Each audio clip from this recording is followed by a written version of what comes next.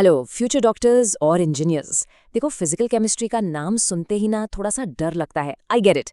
Welcome to today's special session. आज हम solutions chapter के उस स्पेसिफिक पार्ट पर फोकस करने वाले हैं जहां सबसे ज्यादा मार्क्स कटते हैं और जहां लिटरली सबसे ज्यादा बच्चे स्ट्रगल करते हैं। यह है हमारा PYQ एग्जाम हैकर्स प्लेबुक।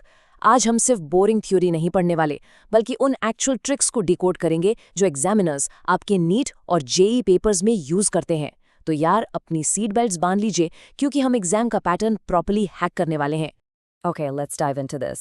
सबसे कॉमन प्रॉब्लम होती क्या है एक एस्पिरेंट की? आपको सॉल्यूशंस चैप्टर के सारे फॉर्मूलाज टिप्स पर याद है, राइट? आपने पूरी रात जागकर उनका बढ़िया से रट्टा मारा है, पर जैसे ही सामने कोई प्रीवियस ईयर क्वेश्चन यानी PYQ आता है, आपका पेन चलना बंद हो जाता है। लगता है कि यार पढ़ा तो सब था, पर इसमें लगाना क्या है? मैं आपको बताती हूँ ऐसा क्यों होता है। क्योंकि देखो, फॉर्मूलाज याद करना एक स्टेप है, पर उन्हें उन ट्रिकी सिचुएशंस में अप्लाई करना वो एक बिल्कुल अलग स्किल है, और एग्जामिनर्स ये बात बहुत अच्छे से जानते हैं, और वो एग्जैक्टली वही वार करते हैं। तो चलिए स्टार्ट करते हैं एक एब्सोल्यूट क्लासिक एग्जामिनर ट्रिक से।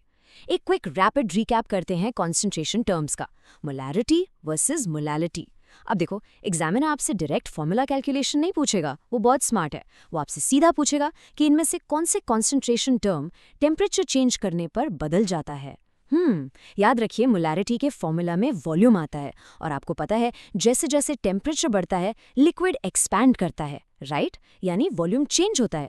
इसीलिए मोलैरिटी टेम्परेचर डिपेंडेंट है। पर दूसरी तरफ अगर सोचें, मोलैलिटी स्ट्रिक्टली मास पर बेस्ड है, और मास तो टेम्परेचर के साथ कभी चेंज नहीं होता ना।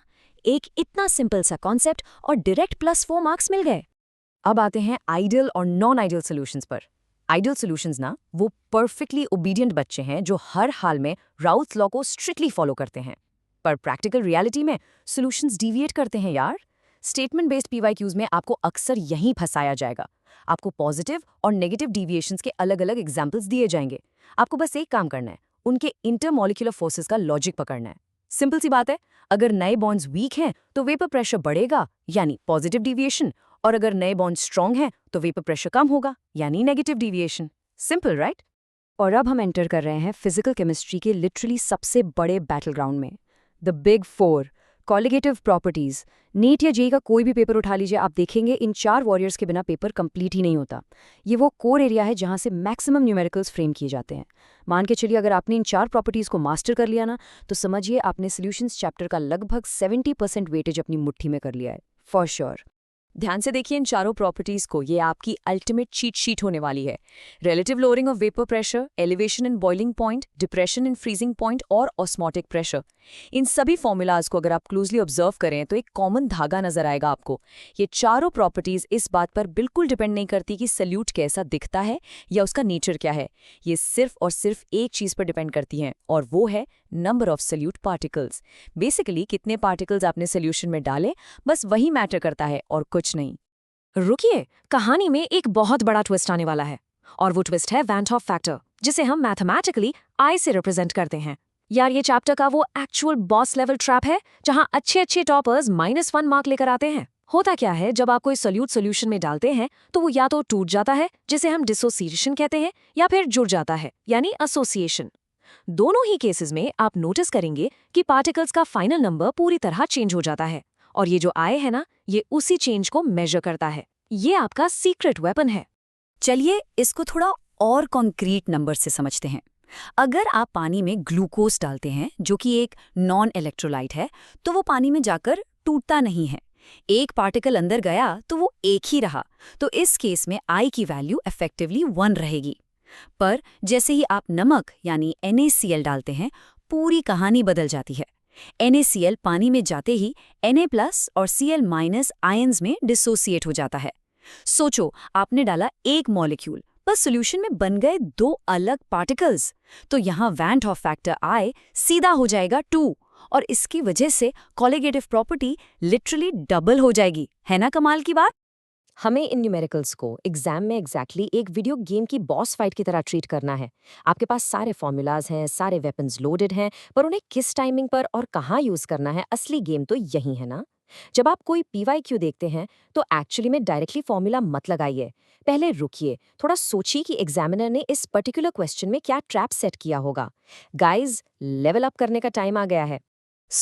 सबसे फेवरेट ट्रैप क्या होता है एग्जामिनर का? एग्जामिनर आपको एबनॉर्मल मोलर मास निकालने को कहेगा, पर ऑब्वियसली डायरेक्टली नहीं। वो आपको एक इलेक्ट्रोलाइट दे देगा, जैसे MgCl2, और कहेगा कि इसका मोलर मास कैलकुलेट करो कॉलिगेटिव प्रॉपर्टी यूज करके। अब एक नॉर्मल स्टूडेंट क्या करेगा? वो जल्दी जल्दी में बेसिक फॉर्मूला लगाएगा, वैन हॉफ फैक्टर अप्लाई करना भूल जाएगा, और उसका आंसर आएगा लेट्स से एक्चुअल मास का ठीक आधा। और पता है मजे की बात क्या है? वो गलत आंसर ना ऑप्शन ए में ही दिया होगा आपको, सामने से स्माइल करता हुआ। ध्यान रखना, बिना आई यूज किए निकाला हुआ मास हमेशा एबनॉर्मल होता है। एंड दिस ब्रिलियंटली इलस्ट्रेट्स क्यों हमें एक्स्ट्रा केयरफुल रहना पड़ता है। तो ऐसी सिली मिस्टेक से बचने के लिए हम यूज करेंगे हमारा अपना full proof 3 step hacker method, जिससे आप कोई भी क्वेश्चन लिटरली सेकंड्स में सॉल्व कर लेंगे। जब भी कॉलिगेटिव प्रॉपर्टी का क्वेश्चन आए, जस्ट फॉलो दिस। स्टेप 1, सबसे पहले सॉल्यूट को ध्यान से आइडेंटिफाई कीजिए। क्या वो यूरिया या ग्लूकोज जैसा सीधा साधा नॉन इलेक्ट्रोलाइट है, या फिर NaCl या K2SO4 जैसा इलेक्ट्रोलाइट है। स्टेप 2, अगर वो इलेक्ट्रोलाइट है तो तुरंत उसका वॉन्ट ऑफ फैक्टर I निकाल लीजिए। एंड स्टेप 3, अपने बेसिक कॉलिगेटिव प्रॉपर्टी फॉर्मूला के आगे इस I को सिंपली मल्टीप्लाई कर दीजिए। बस ये मॉडिफाइड फॉर्मूला लगाइए और मैं गारंटी देता हूँ आपका आंसर 100% एक्यूरेट आएगा। अब थोड़ा थ्योरी वाले कॉन्सेप्चुअल पार्ट पर वापस आते हैं, क्योंकि यार यहाँ से डायरेक्टली स्टेटमेंट वाले क्वेश्चंस बनते हैं। हेनरीज लॉ, देखो इसकी रियल वर्ल्ड एप्लीकेशन बहुत ही सिंपल है। एक कोल्ड ड्रिंक की बॉटल को माइंड में इमेजिन कीजिए। जैसे ही आप उसका ढक्कन खोलते हैं, प्रेशर एकदम से कम होता है और गैस के बबल्स तेजी से बाहर आते हैं। यानी प्रेशर बढ़ाने पर गैस की सॉल्युबिलिटी लिक्विड में एक्चुअली बढ़ जाती है। यही तो हेनरीज लॉ है। और क्या, एग्जाम में वो आपसे पूछेंगे स्कूबा डाइवर्स के ऑक्सीजन सिलेंडर्स के बारे में, या फिर पहाड़ों पर हाई एल्टीट्यूड पर लोगों को होने वाली ब्रीदिंग प्रॉब्लम्स के बारे में, जिसे एनॉक्सिया कहते हैं। ये सभी हेनरीज लॉ के बिल्कुल डायरेक्ट रियल लाइफ एग्जाम्पल्स हैं। दोस्तों, किसी ने बहुत सही कहा है कि जंग मैदान में उतरने से पहले ही जीत ली जाती है, अगर आप अपने दुश्मन की सारी ट्रिक्स बिल्कुल पहले से जानते हो। एग्जाम हॉल में बैठकर ना हमें नया कुछ डिस्कवर नहीं करना है। अगर आपको पहले से पता है कि एग्जामिनर मोलैरिटी की टेम्परेचर डिपेंडेंस पर खेलेगा या वैन हॉफ फैक्टर जानबूझ को छुपाएगा, तो जब वो क्वेश्चन एक्चुअली आपके सामने आएगा, आप पैनिक नहीं करेंगे, आप स्माइल करेंगे, क्योंकि आप, हमारे स्टूडेंट्स, पहले से पूरी तरह तैयार हैं। तो इस अमेजिंग सेशन को रैप अप करने से पहले एक छोटा सा कंसेप्चुअल ब्रेन टीजर है आप सबके लिए। मान लीजिए आप 2 परफेक्टली आइडियल लिक्विड्स को आपस में मिक्स करते हैं, ठीक है? तो फाइनल सोल्यूशन बनने पर उनके टोटल वॉल्यूम यानी डेल्टा V मिक्सिंग और उनके टोटल एंथैल्पी यानी डेल्टा H मिक्सिंग में एक्चुअली क्या फर्क आएगा? क्या टोटल वॉल्यूम थोड़ा बढ़ जाएगा या कम हो जाएगा या जीरो रहेगा?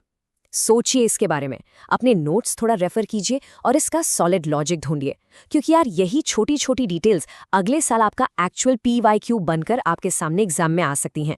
So keep hacking those questions, अपनी कंसेप्चुअल क्लैरिटी बनाए रखिए, और हम मिलते हैं अगले चैप्टर के एनालिसिस में कुछ नई मजेदार ट्रिक्स के साथ।